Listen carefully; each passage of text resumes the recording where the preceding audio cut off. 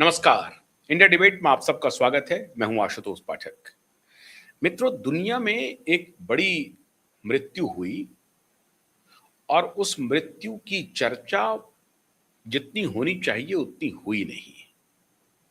हो सकता है कि लोगों को ट्रैक्शन नहीं मिलता हो, अलग-अलग विषय पर लोग बात करते हों। सोशल मीडिया पे बहुत कम आपको अ, इसकी खबर देखने को मिलेगी और मेनस्ट्रीम लेगेसी मीडिया भी इसकी खबर को बस एक व्यक्ति की मौत हुई इस रूप में दिखाया, बस इससे ज़्यादा कुछ भी नहीं। लेकिन आज मैं जिसकी चर्चा कर रहा हूँ वो सिर्फ एक व्यक्ति विशेष नहीं है, जिनकी मृत्यु की चर्चा बहुत गंभीरता से होनी चाहिए और हो रही है। अमेरिका में भी हो रही है और पूरी दुनिया में हो रही, होनी शुरू हो गई। भारत में भले ही उसकी चर्चा उतनी नहीं हो, लेकिन भारत से बहुत संबंध था उस व्यक्ति का जिसकी मौत हुई है। मैं बात कर रहा हूं अमेरिकी सीनेटर लिंडसे ग्राहम की। हालांकि उनकी मृत्यु को अब 3-4 दिन हो गए हैं। शनिवार की रात को उनकी मौत हुई, 11 जुलाई को, और वो सडन डेथ था। कहा जा रहा है कुछ रप्चर हुआ और उस रप्चर की वजह से उनकी मौत हो गई। कार्डियक रप्चर या जो भी कह सकते हैं, अलग-अलग मेडिकल टर्मिनोलॉजी का प्रयोग किया जा रहा है। लेकिन सत्य क्या है ये अभी भी सामने नहीं आया है। लिंडसे ग्राहम की स्वाभाविक मौत हुई है या लिंडसे ग्राहम की अस्वाभाविक मौत है। अस्वाभाविक से मतलब इसमें कोई फॉल प्ले है। और खुद डोनाल्ड ट्रंप का जो बयान है, जिन्होंने कहा कि मुझे यकीन नहीं होता है, क्योंकि रात में लिंडसे ग्राहम की उनसे बात हुई थी, डोनाल्ड ट्रंप से, और अच्छे मूड में थे वो, कोई परेशानी नहीं थी।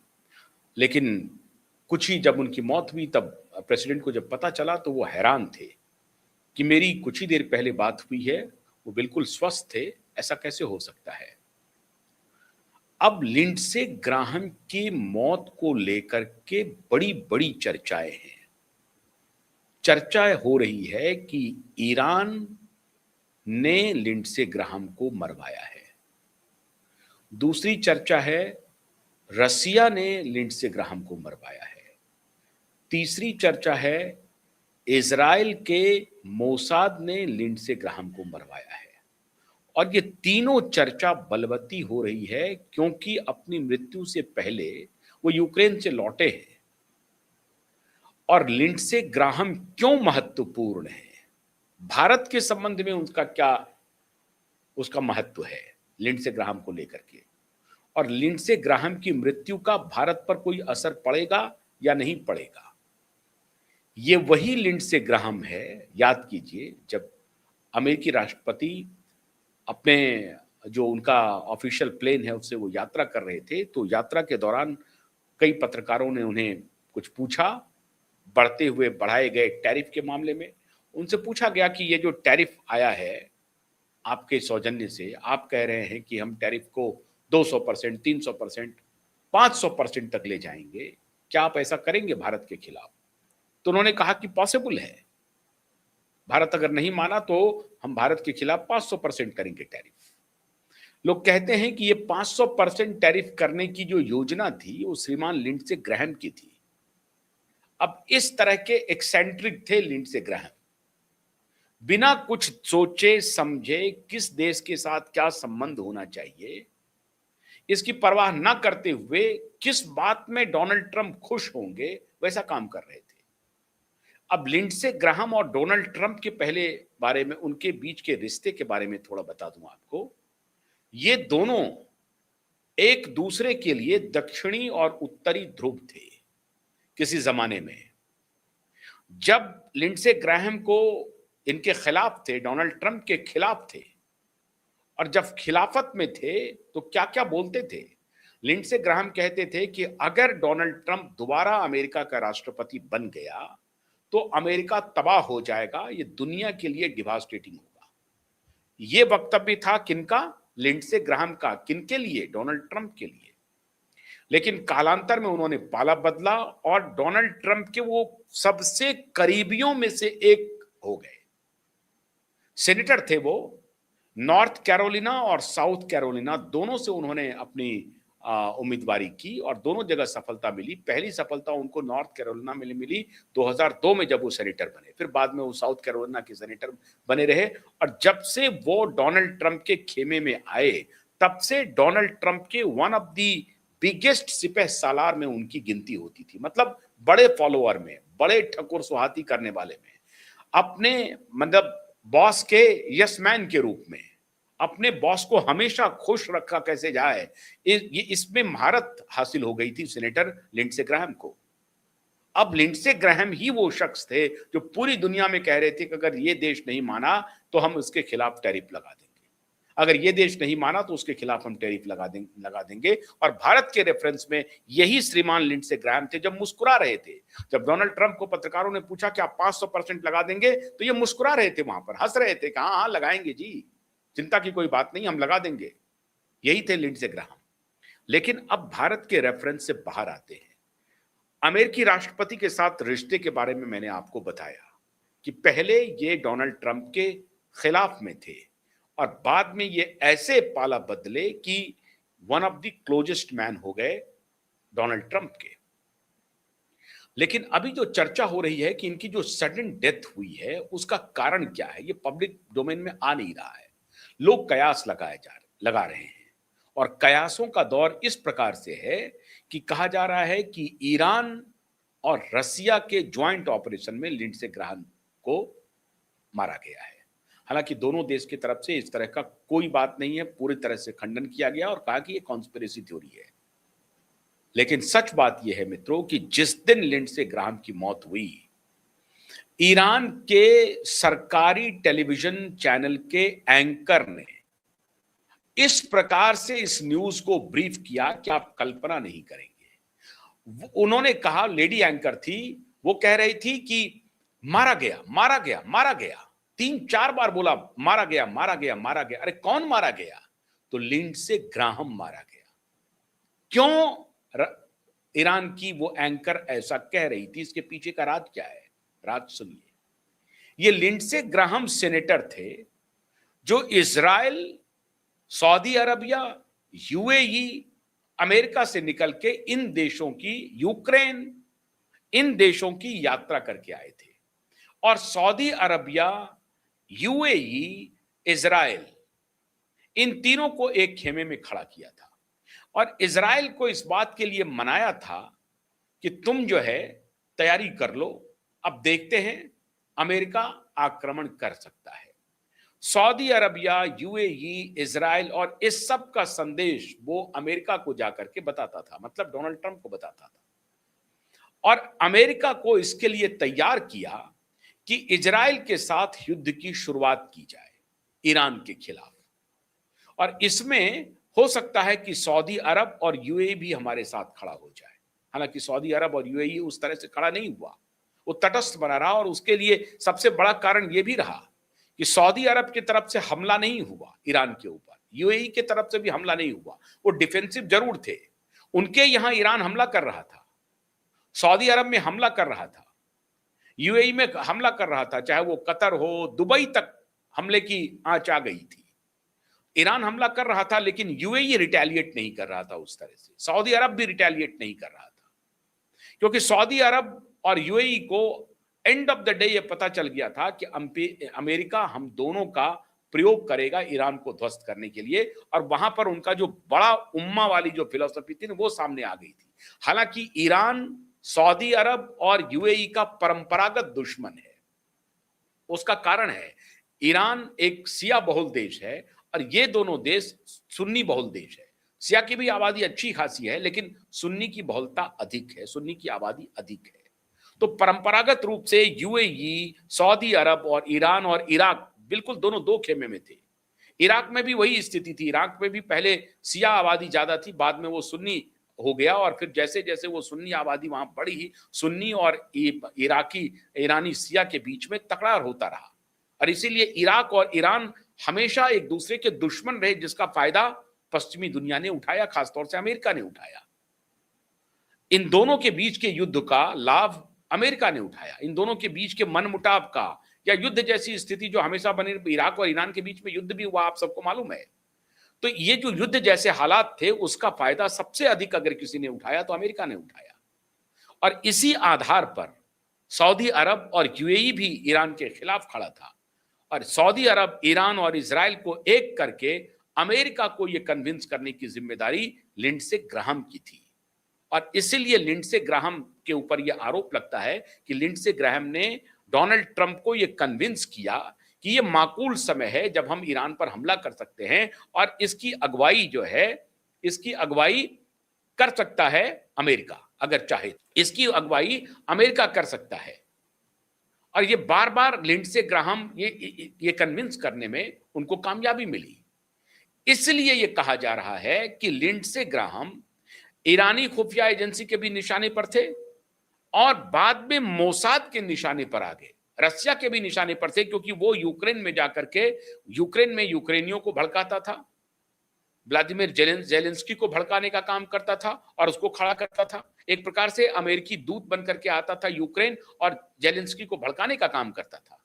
तो रूस के भी निशाने पर लिंडसे ग्राहम था। मतलब ये अमेरिकन राष्ट्रपति को ये संदेश नहीं देता था कि भाई हम शांति से रह सकते हैं, युद्ध छेड़ने की आवश्यकता नहीं है, ये नहीं करता था। तो कहा यह जा रहा है कि लिंडसे ग्राहम मुख्य रूप से एजेंट थे कॉरपोरेट्स के, बड़े कॉरपोरेट कैंपस के वो एजेंट थे, जिसमें फार्मा कंपनी भी शामिल थी, जिसमें आर्म्स कंपनियां भी शामिल थी। और आर्म्स कंपनियों को ये हमेशा पता, डिफेंस कंपनियों को ये हमेशा रहता है कि अगर युद्ध किसी क्षेत्र में होगा तो हमारा माल बिकेगा। और इसीलिए लिंडसे ग्राहम युद्ध थोपने की हमेशा काम करता था, युद्ध कैसे शुरू हो इसकी रणनीति बनाता था, चाहे वो यूक्रेन में हो, चाहे इजराइल और ईरान के बीच हो। और लिंडसे ग्राहम के ऊपर यह आरोप था कि ये सभी अपने अपने कॉरपोरेट बड़े बड़े बिजनेस घरानों को, डिफेंस जो कंपनियां थी या फार्मा कंपनी जो थी, इन सब के बिहाफ में काम करते थे। और खासतौर से लिंडसे ग्राहम के ऊपर यह आरोप लगता था कि भाई ये जो युद्ध अगर नहीं होगा तो ये जो कंपनियां जिन्होंने हमें इलेक्शन में फायदा पहुंचाया, उनको फायदा कैसे होगा। तो एक बिजनेसमैन के रूप में ये युद्ध को देखते थे कि युद्ध की शुरुआत हो और उससे अमेरिका को लाभ हो, जो कि हुआ भी।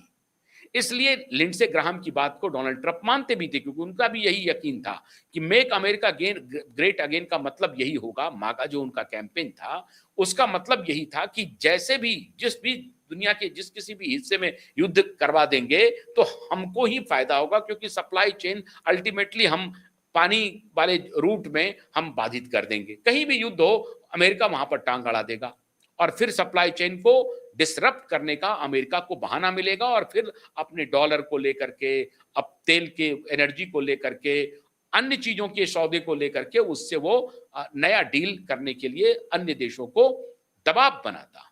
ये अमेरिका की पॉलिसी रहती है। तो लिंडसे ग्राहम उसमें एक बड़ी भूमिका निभा रहे थे। अब कहा यह जा रहा है कि रसिया के भी निशाने पर थे लिंडसे ग्राहम, और मोसाद के भी निशाने पर थे। अभी कुछ दिन पहले खबर आई कि डोनाल्ड ट्रंप ने कहा कि अगर मेरी हत्या ईरान करवाता है और मेरी मौत हो जाती है तो आप ईरान को नक्शे से हटा देना, मिटा देना। वो सबको बोल के जा रहे हैं। अब ये क्यों कर रहे हैं, उसके दो कारण हैं।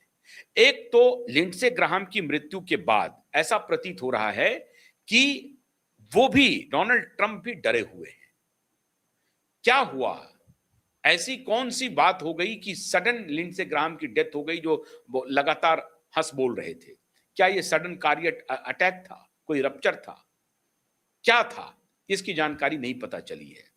इसीलिए उनको डर हो रहा है मोसाद के ऊपर कि मोसाद का ये ऑपरेशन हो सकता है, क्योंकि अंत में एकदम 11th आवर में डोनाल्ड ट्रंप ने इजराइल को धोखा दे दिया और नेतन्याहू को बुरा भला कहा, और अब इजराइल के पास कोई रास्ता नहीं था।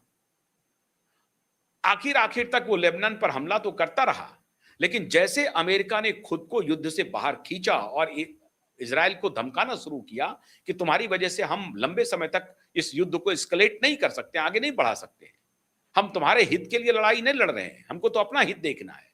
तो उनका हित सध गया। वो स्ट्रेट ऑफ हॉर्मुज में डील कर रहा है ईरान के साथ अमेरिका, उनको जो सप्लाई चेन डिसरप्ट करना था और जिन जिन देशों को तेल वहां से जाता है उनके साथ सौदेबाजी करनी थी, वो काम वो धीरे धीरे करना शुरू कर दिया है। अब वो नहीं चाहता है कि इस युद्ध को एस्केलेट करे, लेकिन इजराइल की स्थिति दुबर है। इजराइल को खतरा है कि शांत भी हो जाएगा तब भी जो लेबनान का जो विद्रोही है वो हमारे ऊपर अटैक उसका जारी रहेगा और हुती विद्रोही का भी अटैक जारी रहेगा। तो वो लेबनान पर हमला को नहीं रोक रहा है, बल्कि ईरान पर भी हमला वो रोकना नहीं चाहता था।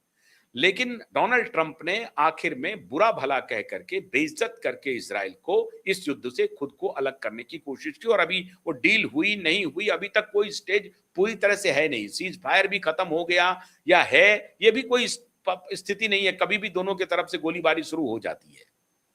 तो पूरी तरह से ना तो युद्ध समाप्त हुआ है और ना ही युद्ध चल रहा है, दोनों स्थिति है। ऐसा भी नहीं है कि एकदम रोज गोलीबारी हो रहे हैं और तहस नहस हो रहा है। हाँ, छिटपुट गोलाबारी जरूर हो रहा है। तो युद्ध की समाप्ति की भी घोषणा नहीं है और युद्ध पूरी तरह से चल रहा है यह भी नहीं कहा जा सकता।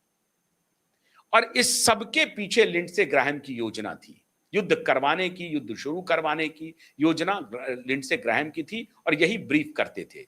इसलिए इनके ऊपर शक हो रहा है और डोनाल्ड ट्रंप को लग रहा है कि अगर लिंडसे ग्राहम की इस तरह से मौत हो सकती है तो पता नहीं हमको किस रूप में, कैसे, कौन कहां पर निपटा देगा। इसलिए क्योंकि अभी 2 बार हमले हो चुके हैं। एक राष्ट्रपति बनने के पहले जब कैंपेन हो रहा था उस दौरान उनके ऊपर डायरेक्ट हमला हुआ था, बाल बाल बचे। और दूसरा एक हमला हुआ जब वो प्रेसिडेंट थे। वो प्रेसिडेंट हॉल में पहुंचते हैं, एक हॉल में जब एक सिरफिरा ने आकर के गोलीबारी शुरू कर दी, हालांकि वो गिरफ्तार हो गया। लेकिन प्रेसिडेंट के सामने गोलीबारी हो जाए, प्रेसिडेंट की, जब वो प्रेसिडेंट नहीं थे, नेता थे, बड़े चर्चित नेता थे अमेरिका के, उनकी रैली में फिर गोली अटैक हो जाए तो उनकी जान को खतरा तो है ही। और उस जान की खतरा की तरफ वो शंका जो व्यक्त कर रहे हैं उसमें एक तो ईरान और दूसरा इजराइल, दोनों को। रसिया के ऊपर अमेरिका उस तरह से खतरा नहीं कह रहा है कि रशियन स्पाई हमारे खिलाफ है। उन्होंने शंका व्यक्त की है कि ईरान हमको, हमारे खिलाफ कुछ कर सकता है और ईरान ने अगर किया तो ईरान को आप नेस्तनाबूद कर दीजिएगा।